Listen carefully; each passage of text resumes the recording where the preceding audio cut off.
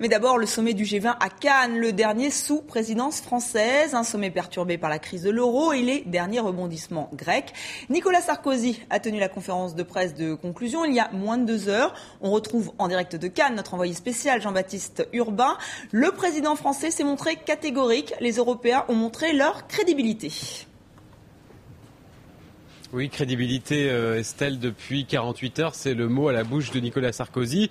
Crédibilité pour apporter une réponse à cette crise de la zone euro et puis crédibilité face aux autres puissances mondiales qui sont venues ici à Cannes, pas pour assister à un sommet européen. Alors Nicolas Sarkozy s'est d'abord targué de la réponse ferme que lui et Angela Merkel ont apportée à la Grèce et puis il s'est félicité du consensus finalement qui a abouti en fin de semaine en Grèce. Vous allez y revenir tout à l'heure au nom à l'abandon du référendum. Et puis s'il y a le soldat grec à sauver, il y a aussi le soldat italien à surveiller. L'Italie et sa dette abyssale de 190 milliards d'euros.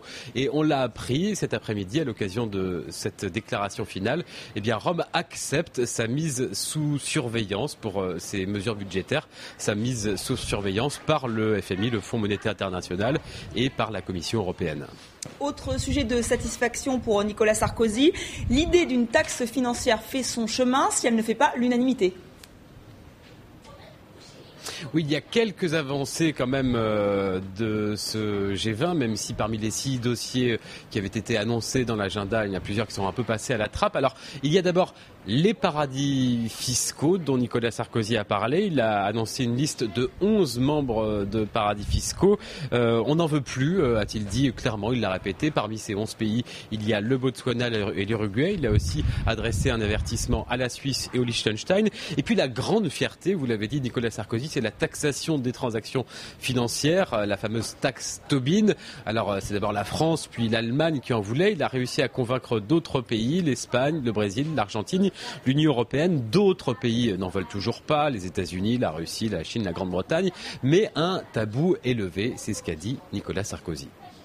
Ça a progressé de façon assez stupéfiante. Je voudrais qu'un seul exemple, qu'on puisse parler tranquillement au G20 et mettre les mots dans un communiqué, taxe sur les transactions financières, mais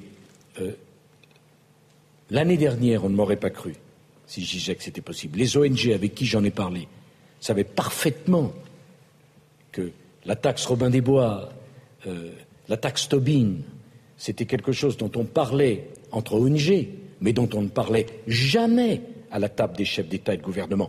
Absolument jamais. Bon, la modération des rémunérations, la conditionnalité des bonus, l'existence de bonus et de malus, c'est que le versement des bonus sur 3 années et non pas une année, mais c'est un monde totalement différent par rapport à celui même que vous avez connu.